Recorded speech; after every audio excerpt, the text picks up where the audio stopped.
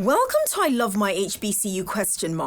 The podcast where we express our undeniable love for HBCUs, but where we are also not afraid to address a few tough questions. So, sit back, learn a little, love a lot, and rep your HBCU. It's another episode, and of course, another reason to love your HBCU. We are welcoming back, I think it's fair to say you're going to be our alum recurring guest, Chinedu Nwokeafor. You know, I've got to give the whole CNN. You know I do. How are you doing today? I am alive and kicking, can't complain. So I think it would be, irresponsible is not the right word, but I do want to note that even though the world is going to get to see and hear this episode in March, it is Black History Month. That's when we are actually recording this. And I'm going to ask, is that why we've got the kente cloth behind us, or you just decided this is what I'm giving today? Yeah, a little bit of that. It's a homage to a friend of mine. Okay, that's fair. Can we go there? I always ask that question and then I go there. Let's go. And this is not where I thought I was going to go, right? Let's go. I'm again, and the last time you and I had a recording, did you see the comments? The comments went after us because little do they know you are full-blooded American, regardless of your name. They claimed neither of us were full-blooded American. I am not full-blooded American, in the sense that I was not born in these United States of America. I share that as a precursor to say that Black History Month is something I struggle with. But I want to share with you what I struggle with. Oh my Lord, I take so much pride in being this beautiful Black person every single day. And as much as I absolutely understand the celebration, the sense of paying homage during Black History Month, I also struggle, just going to be very honest, I also struggle with some of the stuff that looks very performative that occurs just within that month. And then March 1st, we switch on to something else. What is your take generally on Black History Month? I think, well, before I get to Black history, I'll say this. I think general for from human history, performativeness or celebrations have existed since biblical times. I think Of it's just course. something that we do that makes us feel good, like just some type of holiday that just makes us feel good. But I think as it pertains to Black History Month, I think it just serves as a great reminder. And I think the easiest way to do that is it's easier to do it in this time, this day and age, because we live in a world where the history is being removed, not replaced, but made to be non-existent. And I need you to think about that. Like, think about something that you know that you see every day, right? Someone's taking its existence away, right? But we don't think about it like that, but that's how it should be thought about. I think about the importance of Black history is because we are easy to forget, right? Just yesterday, which was the Super Bowl, we had Bad Bunny. He did a wonderful presentation at halftime that represented Puerto Rican culture. Puerto Rico is a territory within the United States, right? And there is this thing of assimilation, right? People don't know this, that the reason why Puerto Rico still speaks Spanish is because when the United States came, they also came with their indoctrination, right, of English. And them still speaking Spanish today was a moment of resistance. Like, yeah, we can speak English to you in public, but we'll still speak Spanish in our homes. And that is historical and it's important. But we see our government says that you're not American unless you do it this way. You're not of here unless you do it this way. So where does Black history play into that? Well, when you see the plaque of Medgar Evers being taken away from the national parks, it takes away why he died. He died because a racist killed him. So why Black history is important to me, and it's important all the time, is that it gives us yet another moment to laser focus on how intertwined and important Black contributions, under strife at that, has shaped this country. Because I use the word make it not exist. Think about erasure, right? Then I need you to close your eyes and open your eyes. Think of all, if we removed it all, think about what wouldn't exist outside of your front door.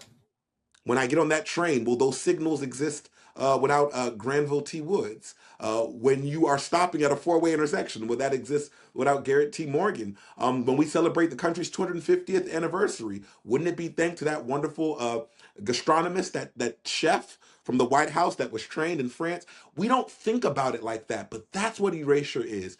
And although it's a form of performance sometimes during this month, I think it serves as a great reminder of what we have done, which actually highlights what we can do. So, thank you. And I think I need to be clear. When I use the word performative, Mhm, I don't throw that word around mhm, as easily as many might do. I'm referring to surface level acknowledgement mhm. of a thing with a timed expiration of when that thing will exist. That's really how I am using performative. Sure. And I'm not, to perform is something that we do to celebrate, as Mhm, we should. So I'm not using it in its baseline definition. I'm using it in the sense of, I know I'm going to walk into Target during Black History Month for those who are still visiting Target, and I'm going to see merchandising targeted towards a particular group of people. The same way it's going to quickly switch in March for another group of people, mhm, and then in the fall months it's going to switch to Hispanic heritage for another group. So that's really all I'm referring to when I say I don't love the performative aspect of it. The reality, as much as people want to politicize it when we make these statements, I'm Black every day. And if you want my money during a particular month, then recognize me. So if you want my money all year round and not just one particular month, then recognize and honor me all year round and not just one particular month. That's the way my brain tends to receive it when I see, mhm, okay, here February's around again, let's focus in on this, as opposed to what are the long-standing ways in which I mhm, feel recognized, regardless of this one particular month mhm, that you're asking me to be recognized. That's just for points of clarification. I agree that performance is something we should do and we should enjoy it and celebrate, but there's got to be deeper meaning with some particular things that to your point mhm, no longer speak to erasure, then, mhm. if we're not just celebrating it during this one time. And if I may, I think you're absolutely right. And I would say to that is, uh, I am that example, as are you, right? What these companies decide to do is on them. Remember, can I go there? Its performative nature by corporations, since that's what you named, is the most American thing about it. The Native Americans gave us corn, and we gave them blankets with smallpox after pretending to be their friends. They taught us how to live off the land, and we performed.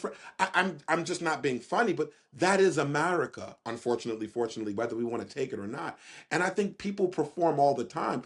We can talk about Sunday at church. The same person who says that they have Christian values, they'll have a cross around their neck, but then they'll go out and discriminate against the person in the parking lot. So I think performance. Let those who are performers perform. And I think it is up to us, those who are the creators, who are the custodians of the greatness.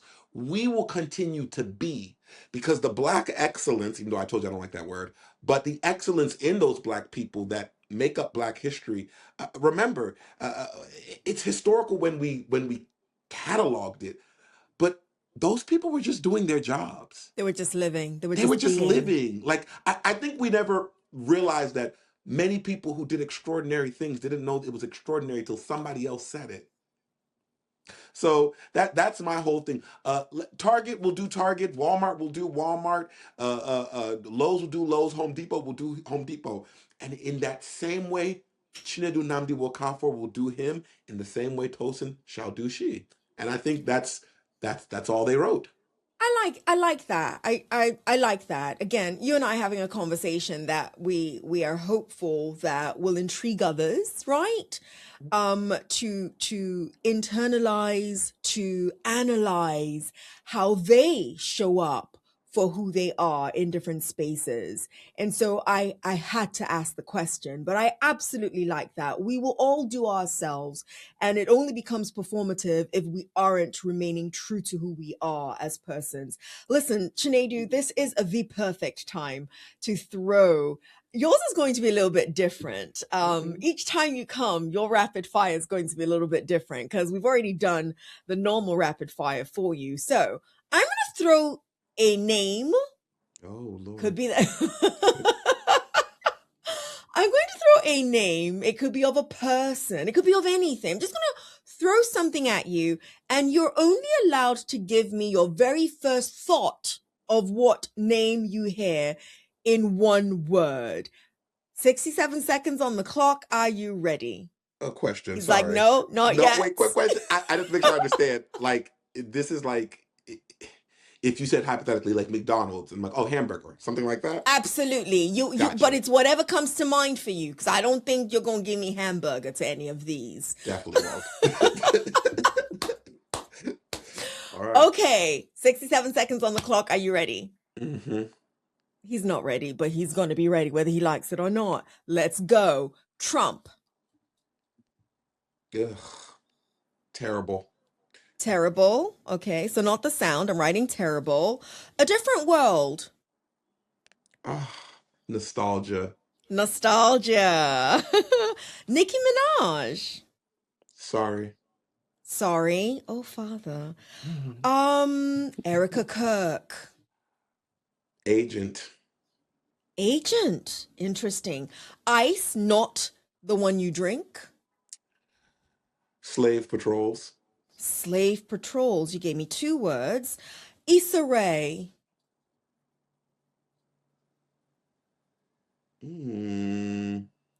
Insecure. Insecure. Double entendre.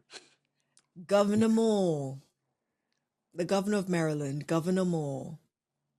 Presidential. Presidential. Okay. Amanda Seals. Brilliant. Brilliant. I was just told time's up. I've got one more I've got to ask you, though. Epstein files. White power. White power. Whoa. Whoa. Whoa. Oh my gosh. Listen, if all we decided to do, right? Time's up. I love it. Oh, no. Oh, okay. I kept talking and your time wasn't up. So I'm going to throw the one last one that was in here. Quinta Brunson. Oh, laughable, enjoyable. Enjoyable. Like those who are not watching and are only listening, you should have seen his entire body and face just get warm at the mention of Quinta Brunson's name. I really liked that. I'm going to do this to you every time you come for your rapid fire. Just throw a bunch of names out at you. So I want to go to a few. Wow. We could talk forever if we just picked one at a time. But the one I want to lead with is number 1, and that's Trump. President Donald J. Trump.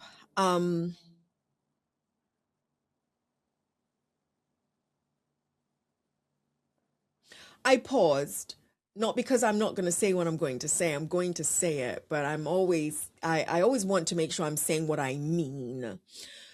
When people bring up our current political climate to me, and I'm somebody that I do believe that even though I will never run for any political office, even though I won't necessarily show my hand, I am a true independent when it comes to voting issues more than anything else. I don't like to take sides when it comes to particular things that are just towing the line. I will talk about these things all day long. It's been challenging for me to talk about it in this particular administration.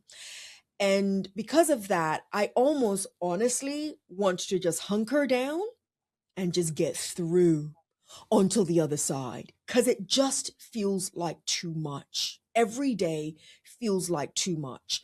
We all saw the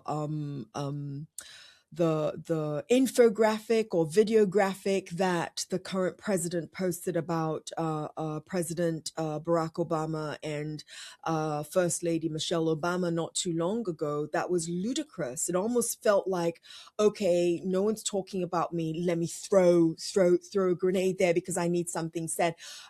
It just feels like too much. It feels so incendiary on most days that I just want to find a rock with my dog and stay there until this term is over. Might not be the best way to respond to all of this. What's your take on how you're responding? I actually want to hear how you're responding to all of it, because all of us are responding one way or another, even if the response is silence.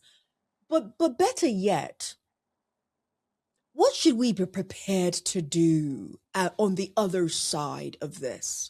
Because there are a number of us, Tosin being one of them, who are doing some different things, but not in the way I normally would do it, i.e., social activism and social impact work is what I'm referring to. I've said a lot. Mhm. How are you weathering? Because I think Mhm. many of us are weathering is the right word to use.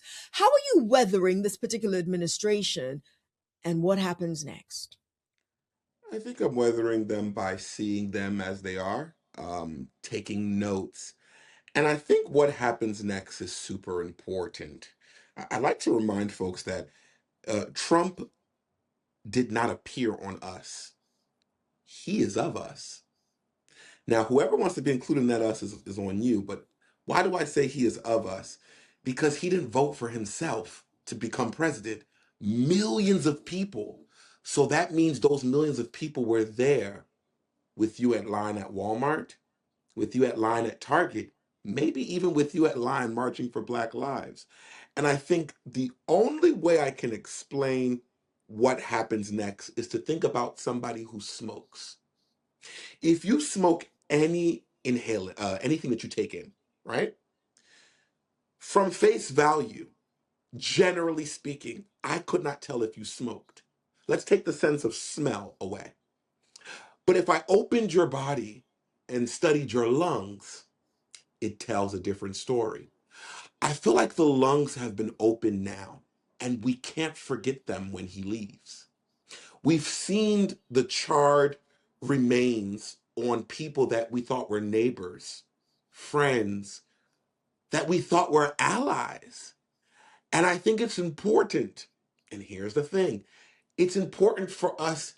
Yes, I think it's important for people to fold back into society. But here's the problem, I think there will be a huge job of figuring out how the neighbor who called immigration on the other neighbor, I should now look to that person as my friend the next day after this is over, right? I think there's a portion of no consequence that exists after folks like this come to office. Why do I say that? Because nothing consequentially happened after the 8 years of George W. Bush. Actually, factually, nothing consequentially happened, and I need you to hear me clearly, during the Jim Crow era, post-slavery era. Why do I say that? Because the behavior is the same. If it died, it shouldn't ever exist similarly. How do I mean? Well, we like to say, for instance, never again. And I agree, never again to our Jewish brothers and sisters. But guess what, guys? There's been one Adolf Hitler, and that's it. It's never been a second. Nothing even close. Are there people who are haters of Jew who are anti-Semitic? Yup. But we have not gotten close to that time. But when you look at people calling the police on immigrant children, people yelling at people who are using their First Amendment rights. Young people, older people legislating, older people in particular. I can only think about one woman, and that's Rudy Bridges, and she's still alive. And I say, golly gee, are these the same people who were yelling at her when she was integrating that school? It didn't die. And whether we like it or not, there has never been a consequence for hatred in this country from white people towards anybody. Point blank, period. Because everybody's on the chopping block. Because you can sing I Will Vote for Donald Trump and they deport your brother the next day. That happened. The lady who sung that. It's either her husband or her brother. That happened. So even when you join them, you're not them. And when I'm talking about joining them, I'm not just speaking about immigrants. I'm speaking to the white race who is poor as well. If you need to be reminded, I would ask you to open up Alex Haley's Roots. Okay?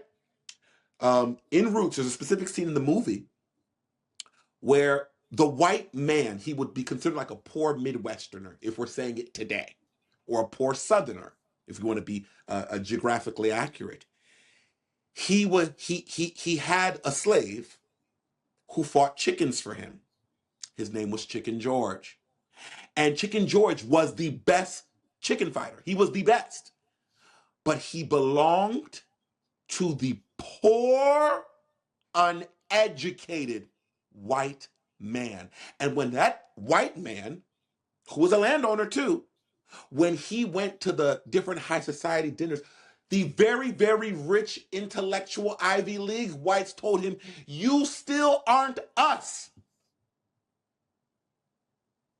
So this message is, if anything, it's more for the impoverished whites who probably have a lot more in common with the everyday immigrant or black man than they do that rich owner of the Fortune 500 company. So I give all of that background to say, I'm not sure what we will do after, because now we've seen the lungs, and now I can't act like I haven't seen that they are charred. I don't know what healing looks like, because I can't continue, and I mean I, meaning the immigrant, the lesser person, whatever you want to call it, I can't continue, we can't continue to be the remedies for white people's problem of esteemed hatred. That is the culture that is historical. It didn't matter the group. They did it to themselves and anybody else, because it's as much financial as it is racial. So when I ask about what's going next, I don't know. Because what I do know is that the rich and the powerful, the ones who set the laws, they are digging in the kitty. They're collecting a big fat bank, big fat till. I don't know what they will do to support those people who have shown their lungs. No one cares about the rich people, theoretically, because they'll be fine. But the people who are showing their lungs are your neighbors. They're your teachers. They're your police officers. They're your sanitation workers. They are your neighbors. They're your mother, your family, your aunt. What then is done with that? Where is the balm? Where is the solve? I'm not quite sure. But what I do know is we're not going to pretend like it didn't happen, because it did. And why do I say we shouldn't pretend like it didn't happen? Because they said Alex Petty shouldn't have had a gun. That if you do stupid things, you win stupid prizes. But they didn't say that on January 6th. That was different because they were tourists. That's why I'm saying the rewriting of the history is going to be swift. It's going to be American. So I'm not sure, but I'm staying tuned to see what that story looks like. Sorry for the long answer. I'm not sorry. No. You said a lot. You said a lot. You shouldn't apologize. We are here to have a conversation, and we're having a conversation, and I But I threw that at bloviated. you. You might have. You might have. You said we are not going to pretend like it didn't happen. And I want to push you and test you on that and say, I prefer us to use we shouldn't pretend like it didn't happen. I think we are actually going to pretend like it didn't happen. I think we are a country that will behoove the Tosans to get over it. We are a country that will behoove the Tosans to say, yes, we knew what you went through was painful, but when are you going to heal from it? When are we going to all come together? And listen, it's everywhere. All those messages of you don't stay stuck in the past, and all of those things are accurate. I hear you.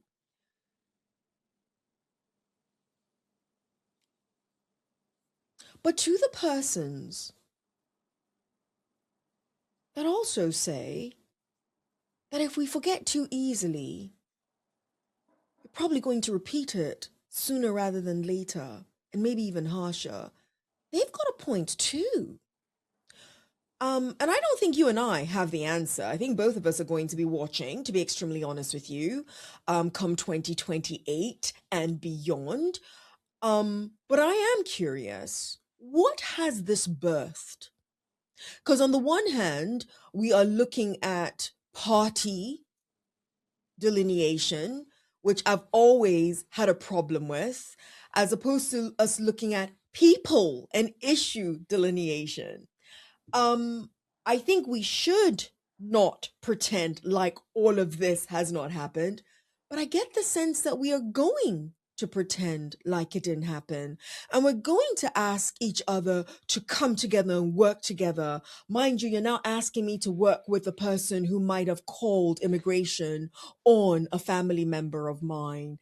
And I should be the good old Christian American and just forgive and work so that we can all get along by the end of the day. Some of these things are hard to swallow. They really are.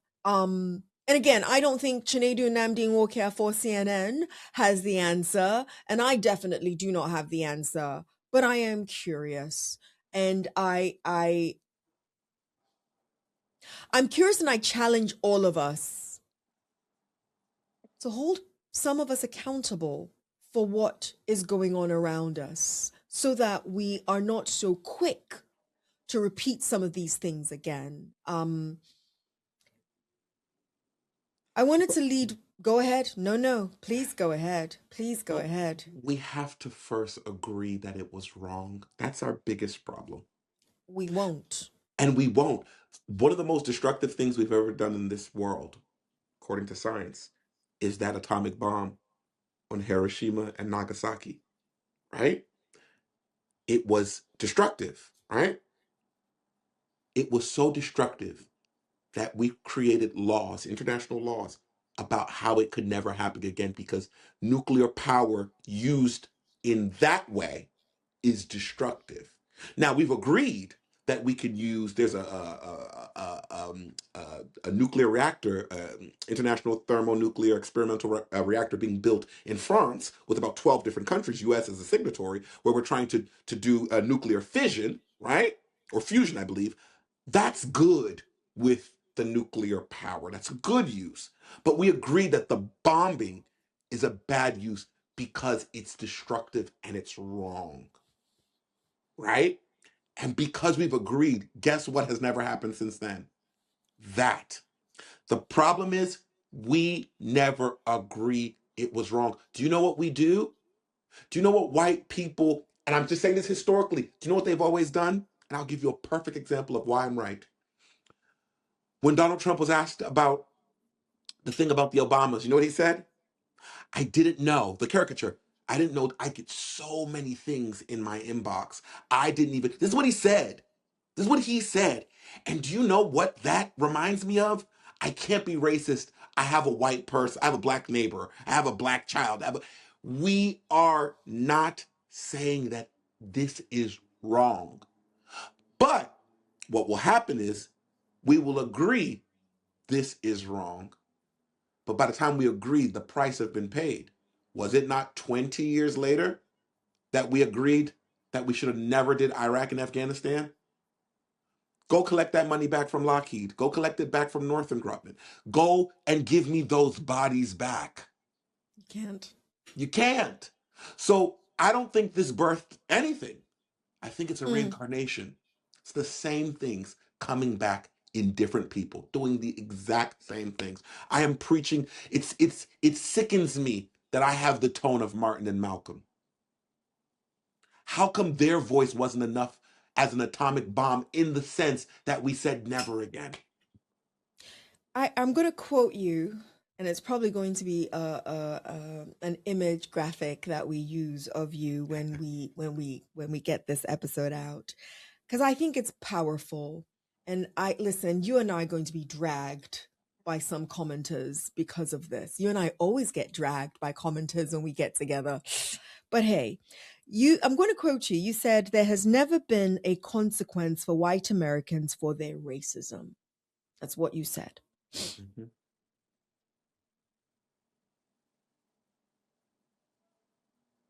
Never. I'm I'm pausing because I don't think anyone in their right mind can disagree with you. I do not think anyone in their right mind can disagree with you. Which leads me to this. If that's true, which I think it is, I actually think I have my answer, but I'm going to ask it anyway. Go for it.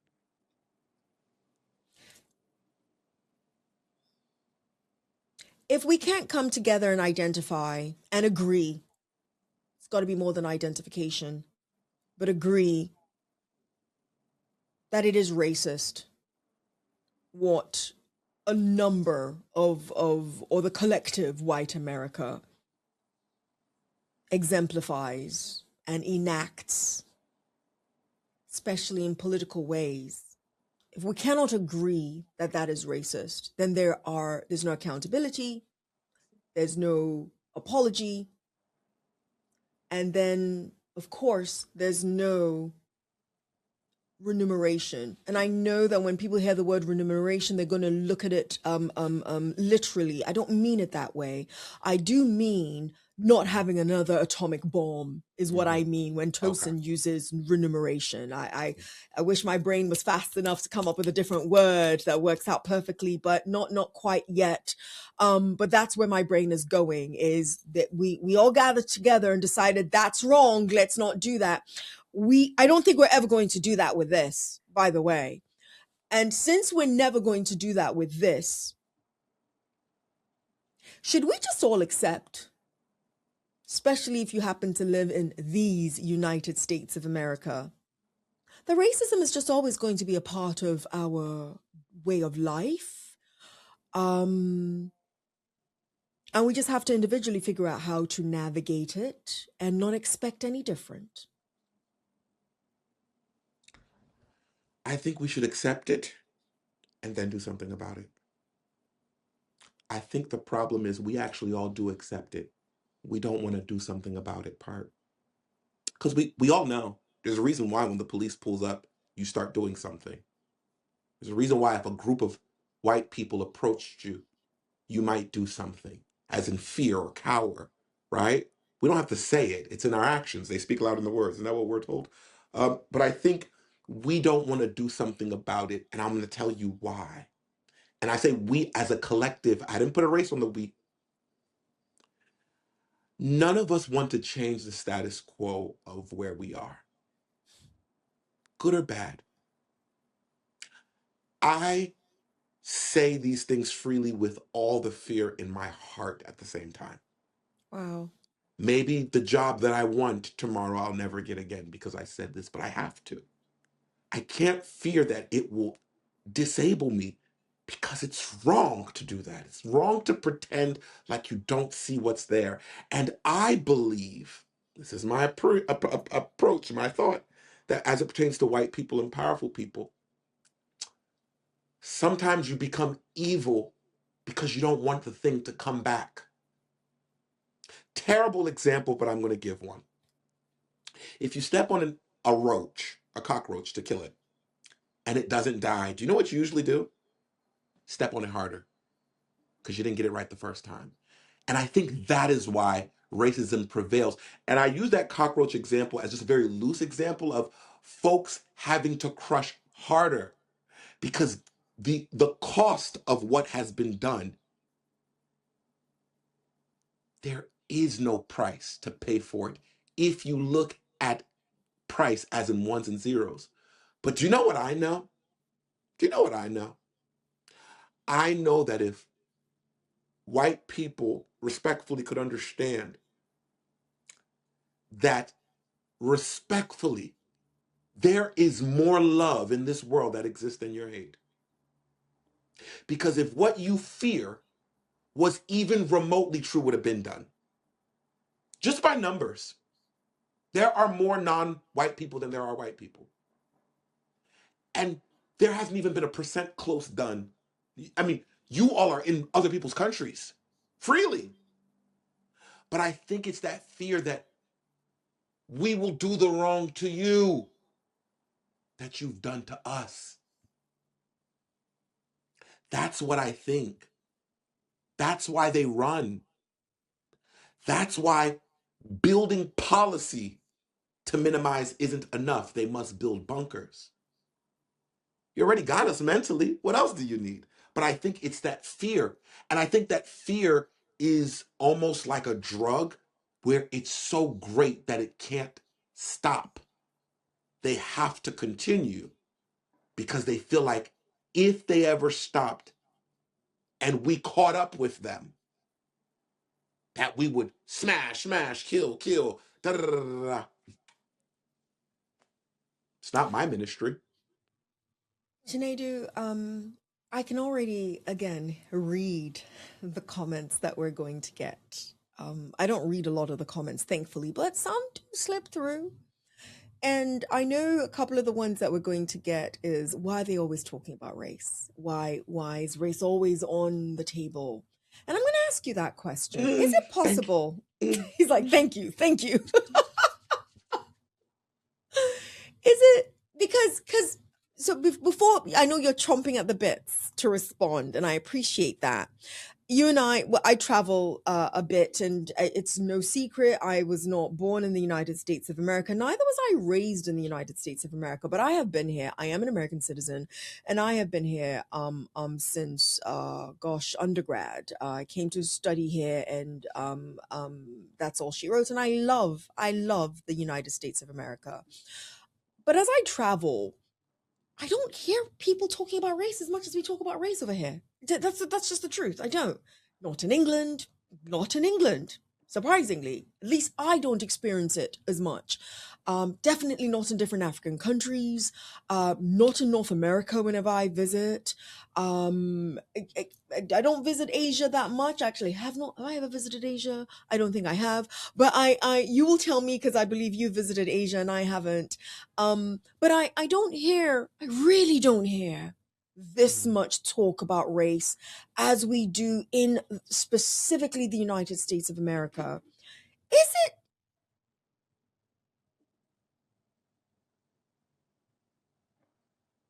We talk about other things, let's be clear. Anybody that thinks that's all Americans talk about, nah.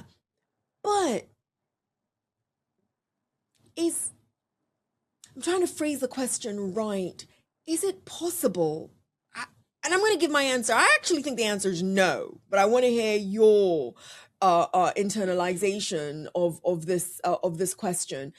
Is it possible for Americans, the way America is, the way America's history came to be, is it actually possible for us not to talk about race? Or are we cursed and blessed to always have that as part of our conversation?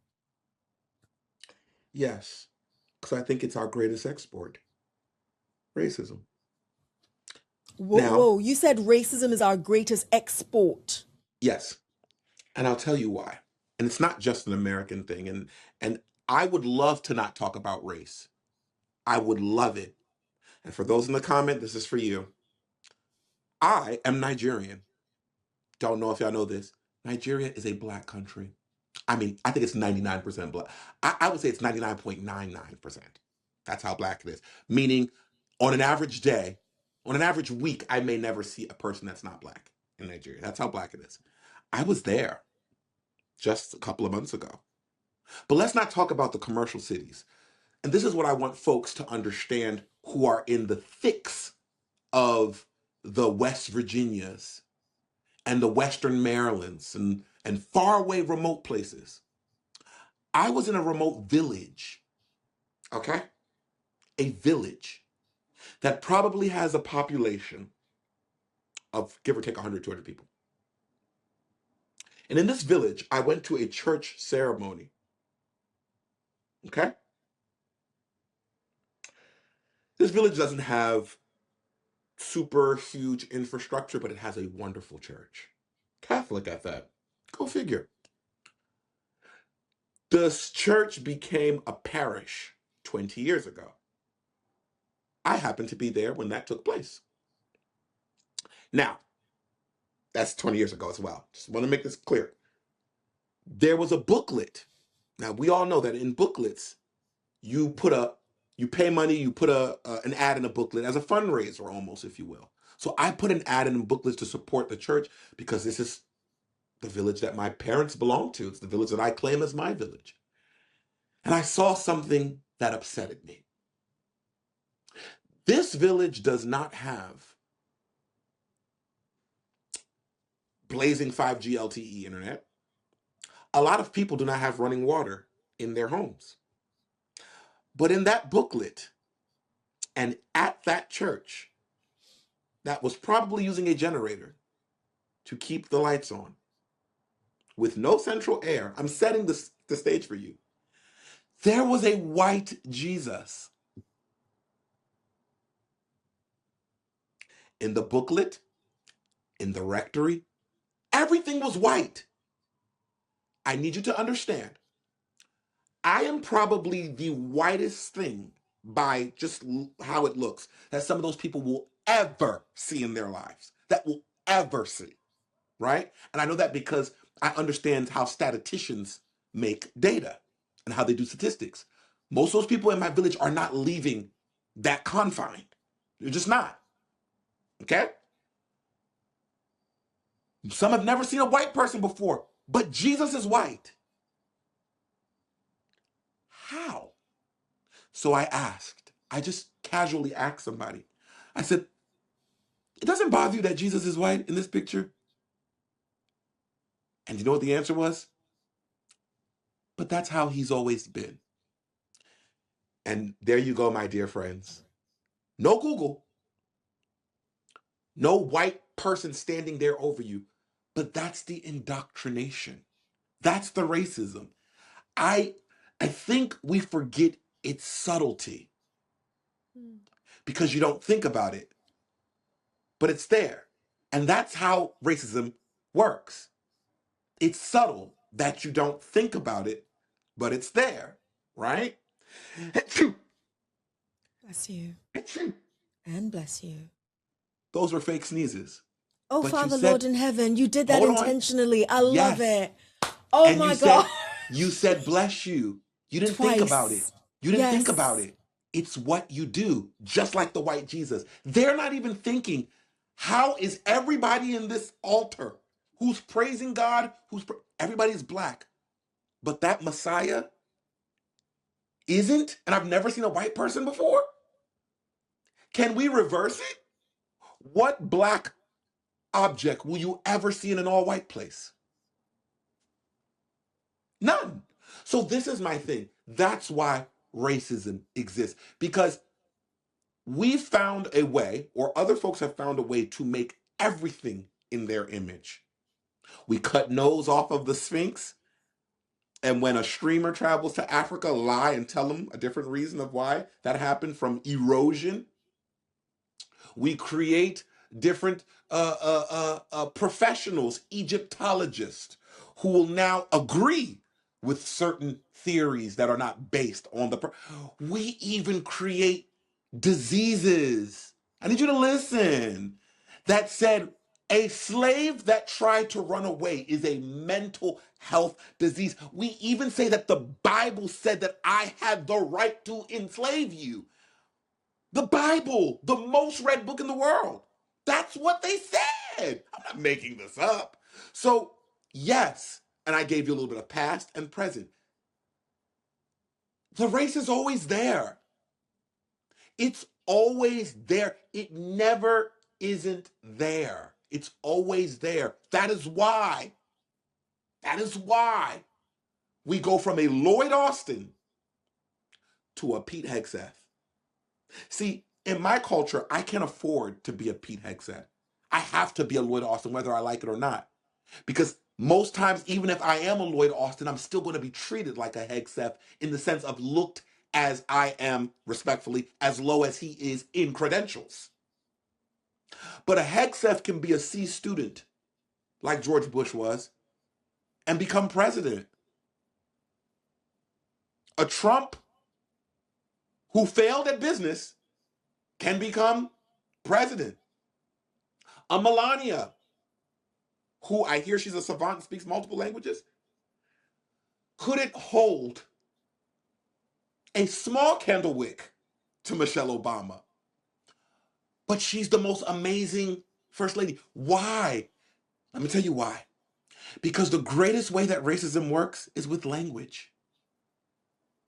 English, these words that we use, the way that we teach, where it's your language is so bad. So speak English, Bad Bunny. Speak English. Speak English. But racism is everywhere. It's everywhere. It is everywhere, down to redlining. Should we keep going? And it hasn't stopped. Am I not making my point again? Look at where they're trying to build data centers. In what communities are they building them? Who is running the fucking AI? Who is doing it? It's not Tyrone, but he has to breathe the exhaust from the data centers. We're not learning. It exists because you all cannot stop it. It reminds me of oil. It is your energy, even though it kills you. I'm sorry for being profane, but it perplexes me that we act like we don't know what we see. What has been there. Last thing I'm going to say.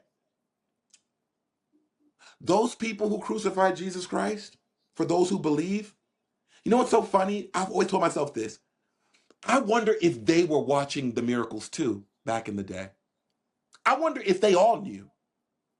When they said free Barabbas, I wonder if some of them people was like, we did see him do that, man. We saw him do that magic, but we're going to say we hate it, right? You know why I wonder that? Because the people who said that the Super Bowl halftime show was so terrible, it's going to be bad, we're watching it. And nothing changes under the sun. Where am I making the comparison about? People know, but they act like they don't. Because the moment Jesus died, the first thing that was said is surely he was the Son of God. Well, where were you 10 minutes ago? Where were you when he was carrying the cross? That's the thing. We all know, but it's uncomfortable, like me speaking right now, to say what you know because of the cost. No job. Maybe that Pharisee will lose his job as guard. Maybe his family will be taken. We're always so scared of the lie that we run from the truth.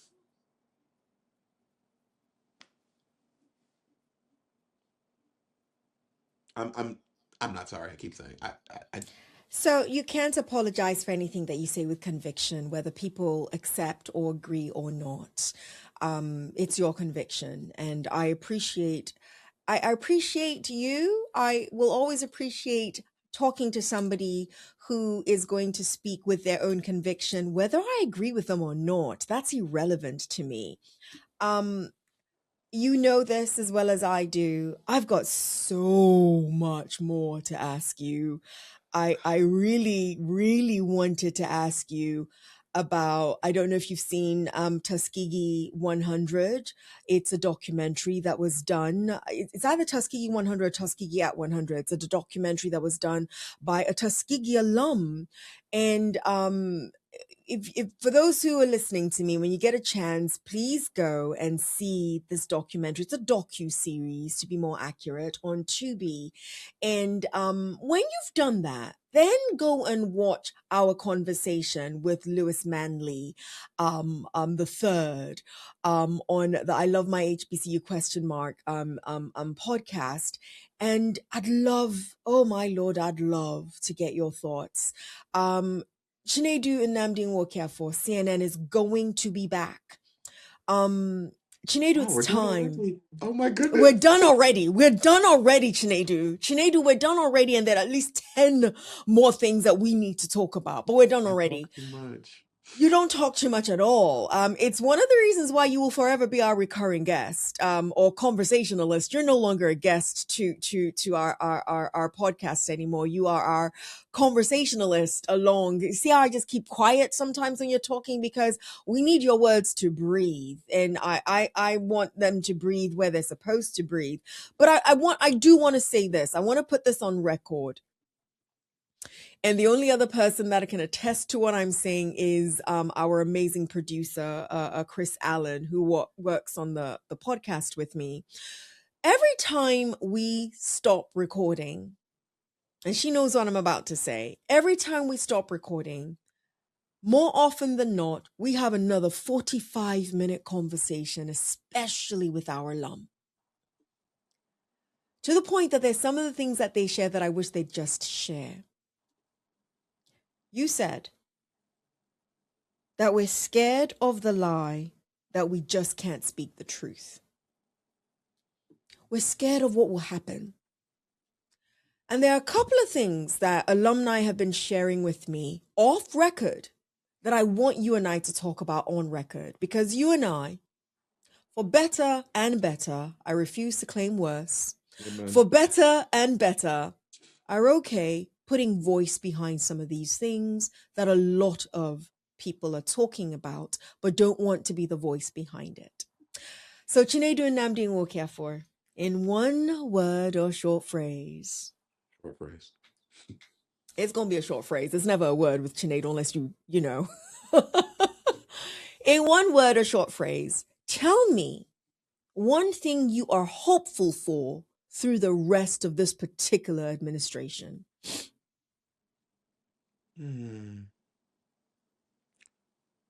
Resilience.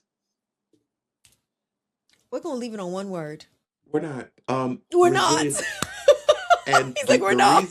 the reasons I use that word is just look up the administrations that existed during the civil rights movement. If history of hate proceeds, so will the history of love. So will the history of unity. It must, because that's how history is written.